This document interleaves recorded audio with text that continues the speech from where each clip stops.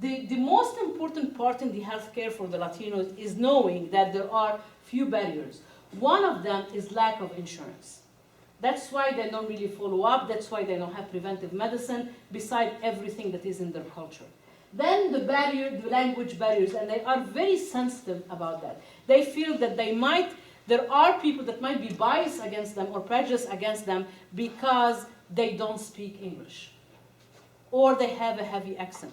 Once someone has an accent, they will assume they're not smart or intelligent. And I do have an accent, and I had, in the beginning, I had someone actually that was a friend that whatever I would say something, she would think, what did you say? What did you say? And it became annoying at the end, and I knew what she was trying to do, it's just like, and I won't even compare, and then at the end, I go, you know what, I'm sorry, English is just my third language, so I'm sorry if I have an accent, So it's just like, did I do that again? Oh, yeah. That would have been a long time to bring it back. So, people assume that people that have accents are not as smart or as educated as they are. So that's another perception that people have. And then there is, so the lack of insurance, language barrier, and then the bias of the provider. How they feel about people. A lot of people, I'm not saying anyone in this room, but a lot of providers will feel, oh, you're Hispanic, you're illegal, and you're here taking some advantage of someone else's place, and this is not your right. And it's a lot, whole thing, when they don't even know that they might be very legal. Or how come you have been in the country all the time and you don't speak English? And they might speak English, but they are shy to speak because they don't want to do mistakes when they speak. And they feel more comfortable expressing themselves in Spanish. And then the minority, the minority healthcare providers is very minimal compared to the high level of Hispanic and Latino population that exists, especially here in California. So these are the main barriers for the healthcare here in California. Then there is a food and diet habits. Though the Latino food has a lot of vegetables and fruit, but I'm not going to say it's healthy. Everything is healthy. Like a lot of things are cooked with lard, especially like the beans have very high protein level, but the refried beans are cooked with lard. The tortillas are cooked with lard. So there is a high level already of lard and fat into the food. They don't look at someone thin as their ideal female. So plumpness is really looked at in a favorable way. So when you ask someone to lose weight, they might not listen to you or they might not come back. Because for them, losing weight and being skinny is not what is favorable. It's a culture. And then there is different meals of the day. So in the morning is el desayuno, or basically everybody gets like something for breakfast. And then there is almuerzo, which is the lunch. And usually, people come together and have lunch. Of course, here when they come to the United States, it's a different story. They come back to the 3 meals, which is only breakfast, lunch, and dinner.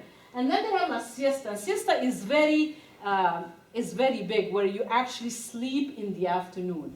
Difference between the morning and the evening. And even like in Spain, they have siesta. And siesta time, meaning like all the shops close from like 1 to 3.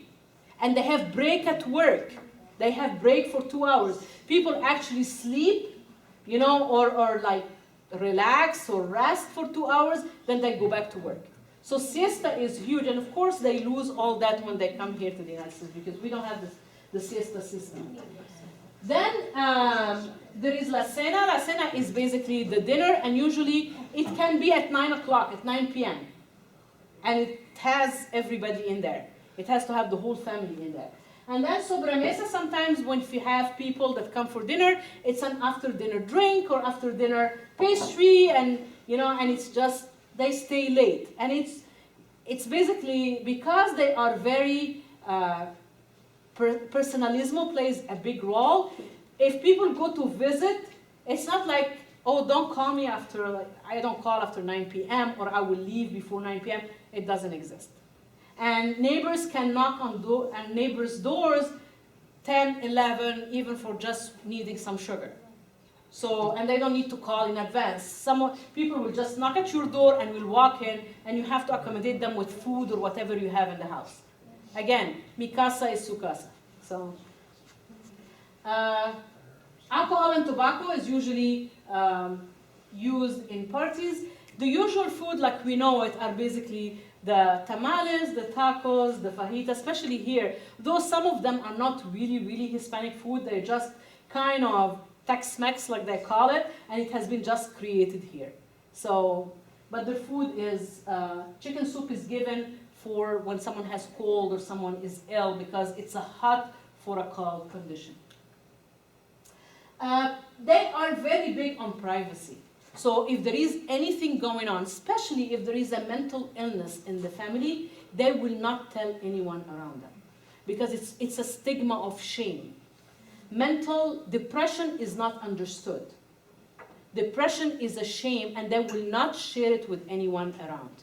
So they will actually talk to a clergy or to a priest or to an elder or even curandero, or even an espiritismo person that does, or someone that does spells, you know, that will take away the mal de ojo, or they will take the bad spirit away from them, or they will take the work of the bruja out of them, because they don't want to believe in mental illness.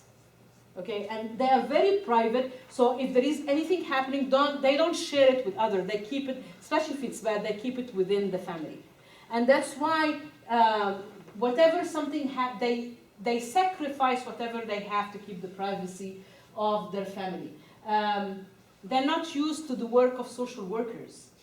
That's why when you introduce social workers to them, you have to introduce them in a proper way that they help them. Because for them, social workers will either are to take away children, or social workers are used for people that have mental illness, or they don't really know what social workers do. So if there is a help, especially when it comes to people that are dying, introducing social workers that can help them with like hospices or like homes or whatever becomes very important. So it's up to the healthcare provider to introduce the social worker the proper way.